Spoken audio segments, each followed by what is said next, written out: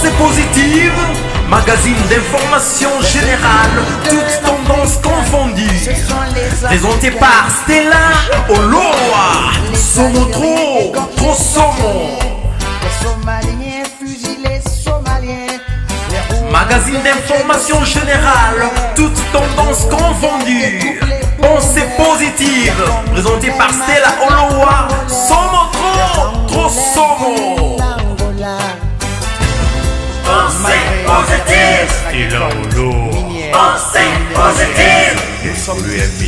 Pensée positive. Pensée positive. Pensée positive. L'économie à sens unique. Si elle a dit Avec la pensée du maître à penser. Réveille-toi, Afrique. Dieu, les frères Clens. Boyebi, il nous fait toujours plaisir à travers des cantiques, des très beaux cantiques. Le sujet, c'est la musique. Aujourd'hui, 10 ans après, l'embargo par les combattants, compte tenu de la situation sociale, économique, politique en RDC. 10 ans après, nouveau président. Alors, mon frère Clens, qu'est-ce que tu en penses? Est-ce que la musique, cet embargo doit être levé ou bien ça doit être maintenu? La question, elle est... c'est une question à étudier vraiment, parce que on doit peut-être s'asseoir sur les motivations qui avaient fait que la musique soit arrêtée ici en Europe. Oui. Ça, c'est la première des choses à vouloir savoir, parce que on a vu que, premièrement, les motivations étaient fortement politiques, je peux dire. Parce que cette histoire, par exemple, Bakolabo et tout ça là, qui était sorti à l'époque, jusqu'à pousser la communauté européenne, la communauté africaine, congolaise, particulièrement en Europe, d'arrêter, en fait, d'interdire concert. Je parle étant membre de la diaspora. Les raisons à l'époque étaient purement politiques. Et par contre, quand on essaie de creuser un peu sur beaucoup de choses, nous qui côtoyons beaucoup de nos frères et tout ça, aujourd'hui on a vu les gens se calmer et ne pas rentrer dans tout et n'importe quoi et puis prendre soin d'eux et vivre autrement, différemment par rapport à 10 ans passés d'autres par rapport à la musique. Alors que quand on regarde 10 ans passés, on a vu les gens dépenser de l'argent pour rien, perdre leur dignité sur beaucoup de choses parce qu'il fallait qu'il y ait des concerts, parce qu'il fallait prouver qu'eux ils avaient quelque chose, parce que alors que normalement ça, on n'en a pas trop besoin. En fait, s'il faut que je réponde clairement, le 10 ans qu'on a passé n'a rien changé.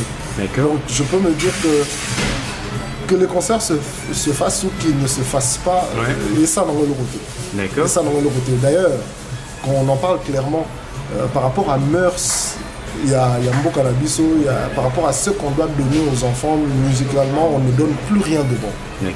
Et aujourd'hui, là je ne parle pas seulement pour la musique congolaise, je parle de la musique en général. Et malheureusement, nous aussi, on est rentré dans ce domaine-là et puis on passe à côté dans l'affaire. Donc moi, personnellement, ça ne me dit rien. Je suis clair là-dessus. Ça ne me dit rien que le concert revienne parce que au-delà de la culture, on n'apporte rien de nouveau et surtout que tout part toujours en désarroi. Donc ça sert à rien qu'on s'encourage de revenir là-dedans. Les Arabes, c'est ça le problème. En fait. Merci en tout cas pour la réponse. Maintenant, revenons à notre début, notre émission qu'on a commencé dernièrement. Il y a eu des gens qui ont demandé à ce que l'émission soit, qu'on continue avec cette série. Et là, je suis venu à Paris aussi pour ça. Alors, frère Clens, il y a eu la première émission. Là, c'est la deuxième. Bon, je te prends un peu vite fait. Quelle est ta lecture d'abord par rapport à la première émission, qu'est-ce qui c'est les internautes, leurs réactions, tu as eu des feedback, des commentaires des clients, ta lecture en fait. En fait, déjà, je bénis Dieu pour cette opportunité parce que s'il faut que je donne ma lecture par rapport à ce qui s'était passé, j'ai eu un tout petit peu la pression parce qu'on m'a demandé mais avec le frère Christelle, vous êtes arrêté vite fait et tout ça là, il fallait vraiment creuser, aller dans la profondeur parce que ce jour-là, on a touché plusieurs points essentiels, mais qui étaient très très salutaires, je peux dire.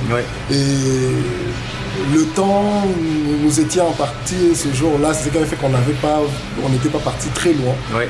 Mais en tout cas, j'ai eu un très bon retour. Je bénis Dieu pour son peuple qui est aussi attentif, qui est prêt à ouvrir leurs oreilles et entendre des choses sur lesquelles Dieu met dans nos bouches. En tout cas, le retour était bon. Très bien. Alors, à cette même occasion, chers internautes, nous allons continuer. Il y aura une émission en long et à large. On va en parler en profondeur. Là, c'est juste vite fait.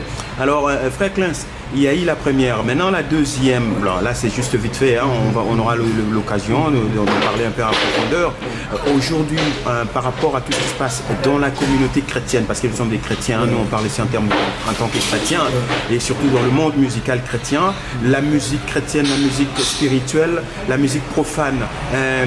Aujourd'hui, par rapport à tous ces artistes qui se disent musiciens chrétiens et qui demandent de cacher, qui font sortir des albums toutes les années, qu'est-ce que tu peux dire de ça? En fait, il y a un souci, un grand souci. Le grand souci, c'est que beaucoup d'entre nous ne sont plus chrétiens dans leur manière de faire les choses. Il faut qu'on le dise. Beaucoup se sont transformés, en fait, beaucoup sont restés artistes et utilisent le nom de Jésus pour faire du commerce. Ça, c'est aussi clair que ça. Au-delà des attitudes qu'on peut avoir, au-delà de ce qu'on peut dire de nous-mêmes, on le sait aujourd'hui. C'est aussi très, très visible. Beaucoup se disent être chrétiens, beaucoup se disent parler au nom de Jésus, mais la parole est monnayée à fond.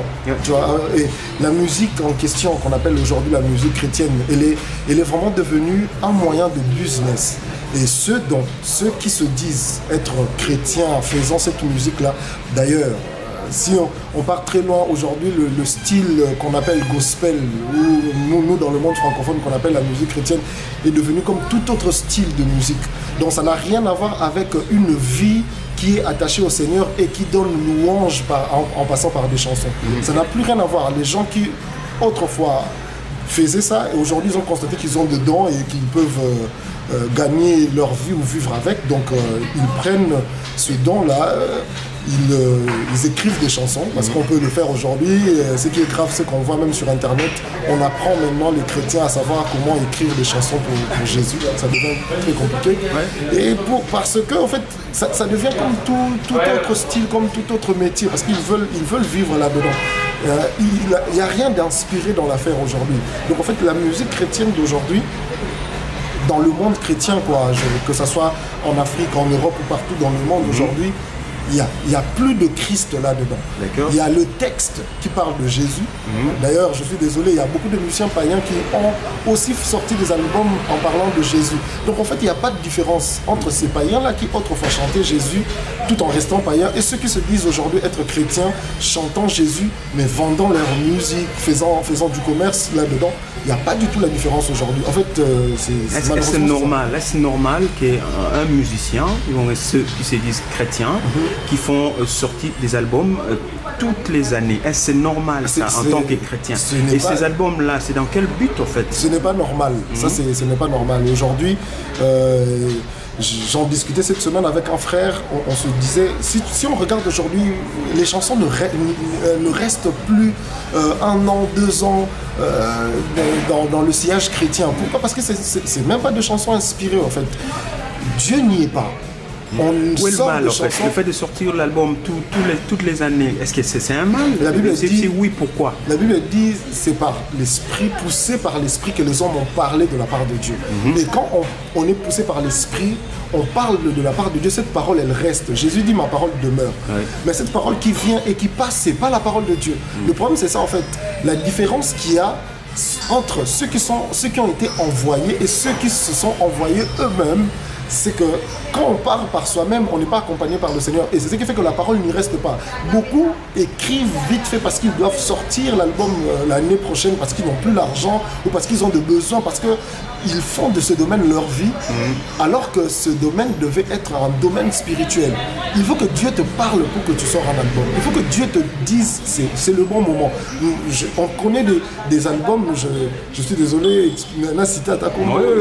J'étais en train de parler encore du dernier album de frère Carlito. On ne sait même pas si ça date de quelle année. Ça fait plus de 3, 4, 5 ans passés. Parce que quand Dieu donne, il fait que cet album-là reste dans le moment. Et quand lui-même aussi, il va donner l'aval, on peut sortir un autre album. Mais quand on tombe dans ce système sur lequel chaque année, il faut qu'on sorte de l'album, il n'y a plus Dieu. Je suis désolé qu'on le dise. Il n'y a plus Dieu. Parce que je ne crois pas, je suis dans ce domaine depuis un moment, je ne pense pas que Dieu appelle les gens pour que chaque jour qu'il y ait une chanson. D'ailleurs, quand on regarde les motivations qui sont derrière ces chansons-là, c'est parce qu'on veut se faire de l'argent. Parce qu'on veut vivre. Et parce qu'on veut vivre, donc on est obligé de sortir un album chaque 6 mois, chaque année. Dites-nous un peu, quelle est la différence lorsqu'on parle de musique chrétienne et de musique spirituelle? Ok. Alors, la musique chrétienne, déjà c'est attaché au terme chrétien. Ouais. Ce terme sur lequel on a appelé une fois les disciples, quand on les a regardés, on a dit qu'ils étaient comme Jésus, de par leur comportement et tout ça. Nous, on s'est dit, vu qu'on est chrétien, donc quand on chante, notre musique est chrétienne. On reste comme ça. Là, on parle du texte. Yeah. Ouais, on prend un texte de la Bible où on prend des paroles pour réconforter tout ça. Là, en parlant de Jésus, on appelle ça la musique chrétienne. Ça ne veut pas dire que c'est la musique spirituelle. Parce que quelque chose de spirituel, c'est quelque chose qui a été inspiré de Dieu. C'est ça, en fait, la grande différence. D'accord. Et quand Dieu t'inspire, il scelle quelque chose et il t'envoie avec ce message qu'il te donne, touche et travaille par rapport à une saison bien déterminé. Il faut que ça soit l'accompagnement en fait. Ouais, en fait, c'est ça en fait, l'accompagnement. En fait, je peux dire, ce saut que Dieu donne sur cette mélodie, sur ce texte qu'il te donne pour accompagner cette œuvre. Là, on commence à parler d'un travail spirituel. Tu ne le fais pas parce que tu le veux, mais tu le fais parce que Dieu t'ordonne de le faire. Ouais. Là, on rentre dans un domaine spirituel. Mais un domaine musique chrétienne, tout le monde peut le faire. Et ces musiciens chrétiens, dits chrétiens, qui font des concerts en fait payants. Parce que dernièrement, j'ai eu à discuter avec un frère à Kinshasa. Il s'est produit au Grand Hôtel. Ouais. Alors, longuement, on a parlé, on a discuté avec lui, comme quoi il faut un cachet, il faut louer la salle. Il faut louer les instruments et tout ça là. Bon, moi, ma question était de savoir, est-ce que c'est Dieu qui t'a demandé d'aller se produire là-bas? Jusqu'aux années 2004, je crois, le dernier concert que j'ai fait à Kinshasa avant de venir en Europe. Non, pas le dernier, parmi les derniers concerts. On a loué à l'époque Cinemax. Ouais. Je me rappelle que tous les grands concerts qui se sont faits à l'époque dans la salle Cinemax étaient toujours gratuits. Jusqu'après 2000, 2002, 2003, 2004. Ces musiciens-là, comment ils vivaient? Est-ce qu'ils avaient des cachets? Tous ces frères-là, tous les grands frères-là qu'on connaît aujourd'hui qui aussi sont rentrés dans la lignée des jeunes, parce que les jeunes sont arrivés avec ce domaine de la vente et des concerts payants. Ouais. Tous ces vieux-là, à l'époque, faisaient des concerts gratuits. Moi, je connais même je connais même d'autres personnes qui sont en Europe ici, je peux le dire, le frère David Ilunga qui est en Europe aujourd'hui, il fait des matons de première et deuxième audition maintenant, il fait ça gratuitement. J'ai eu le temps de discuter avec lui, il m'a dit petit, moi je donne ce que Dieu me donne. Et parce que je dois donner ce que Dieu me donne, je le donne gratuitement. C'est comme ça. À l'époque, on le faisait gratuitement. Qu'est-ce qui s'est passé aujourd'hui? La motivation que ces frères avaient à l'époque était l'œuvre de Dieu. Aujourd'hui, la motivation est on veut vivre. C'est pour ça qu'on est passé directement à côté de ce que c'est l'évangile pur. Oui, en fait. Par rapport, d'accord. Ouais. Le pasteur Mike Kalambay, Moïse Mbiye, qui devient aussi producteur, qui produit des albums dits chrétiens. Ouais. Qu'est-ce que tu as à dire par rapport à ça? C'est quelqu'un que j'ai pu connaître. Ouais. Il est devenu producteur. Ouais. Est-ce qu'on peut parler de la production dans le domaine chrétien? Non, on ne peut pas parler de la production dans le domaine chrétien. Mais qu'est-ce dit la parole de Dieu par rapport à ça? Parce que Christ est notre producteur, s'il faut qu'on le dise comme ça. C'est Christ qui nous donne et qui nous envoie. C'est lui qui nous équipe. Quand on dit que le Seigneur nous équipe, il nous donne même le moyen matériel, financier pour faire son œuvre. S'il y a quelqu'un qui s'assoit à côté, il sort son argent et il attend en retour que l'argent revienne dans ses caisses. Il ne le fait pas pour le Seigneur, il le fait pour son ventre. Je suis désolé. Et vous l'avez cité bien, j'ai vu son dernier concert où il y avait des places 50 €, 50 $, 20 $, jusqu'à 4 000 $ et 4 000 francs. On appelle les gens qui, j'étais dépassé d'apprendre que les gens qui payaient 4 000 francs, on les appelait le petit peuple. Donc en fait, ceux qui payaient 50 $, c'était des grands peuples par rapport à, je ne sais pas par rapport à qui, et ceux qui ont payé 4 000 francs CFA et 4 000 francs congolais, pardon, on les appelle les petits peuples. Alors, qu'est-ce que Dieu dit par rapport à ça? C'est honteux. En fait, déjà, le problème aussi, c'est la position de l'Église par rapport à toutes ces choses. Ouais. on a fait qu'il y ait des grands et de petits dans nos assemblées. C'est ce qui fait que même les musiciens chrétiens ne font que copier la même chose aujourd'hui.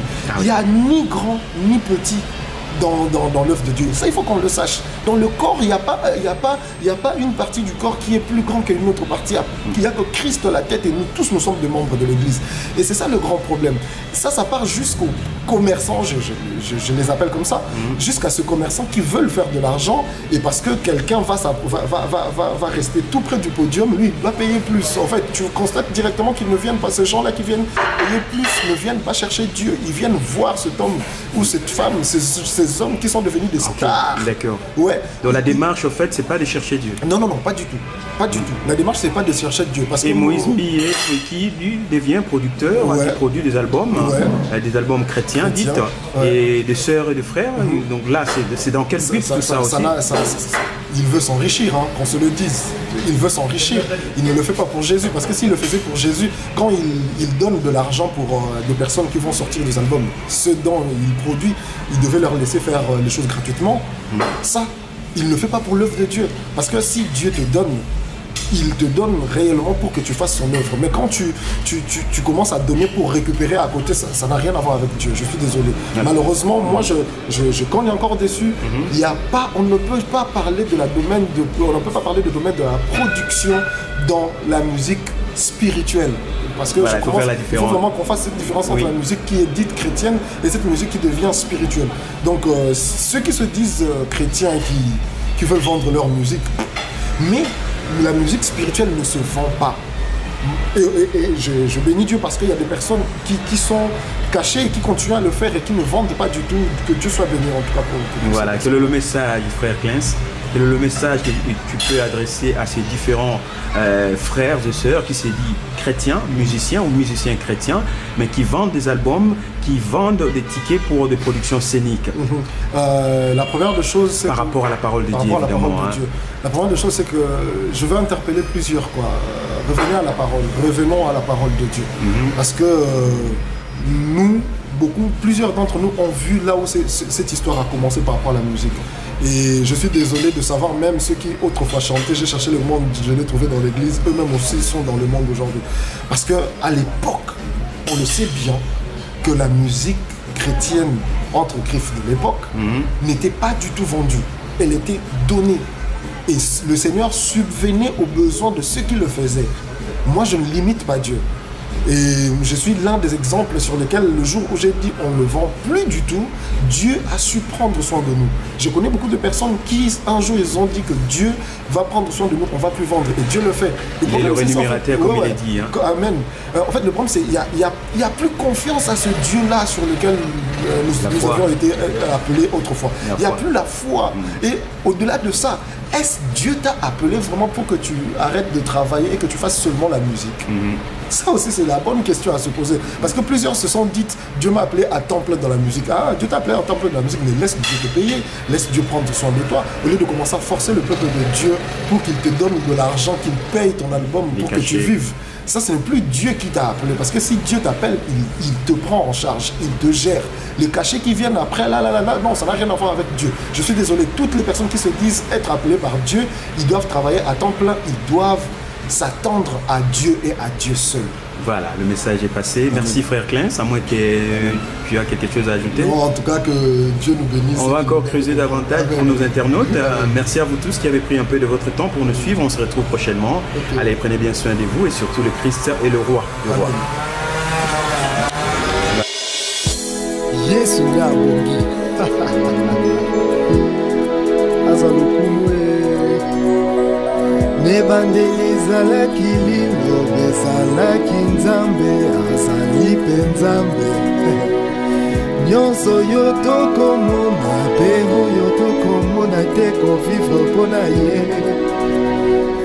Tika na yemba kombo na Yesu po ezali likolo ya bakombo nyonso. La terre a été créée par toi et pour toi, Jésus. Oh. Si elle ne confesse pas ton nom, c'est qu'elle n'a vraiment pas de sens.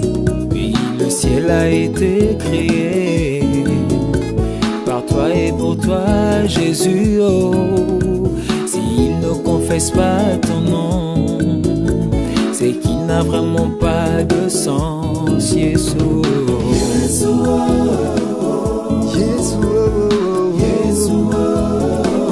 mwana mobali kitoko boye kombo pe kitoko ah, il nous avait été béni ce nom.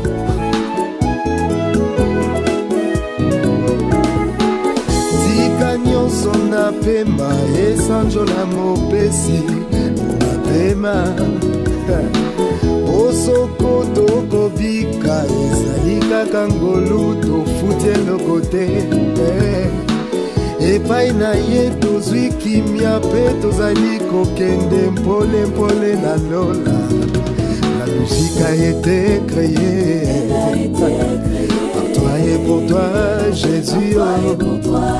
Si elle ne confesse pas ton nom, ce qu'elle n'a vraiment pas de sens. Ma vie a été créée par toi et pour toi Jésus, oh. Si elle ne confesse pas ton nom, ce qu'elle n'a vraiment pas de sens. Yesu yo yo ibolinga motema nanga.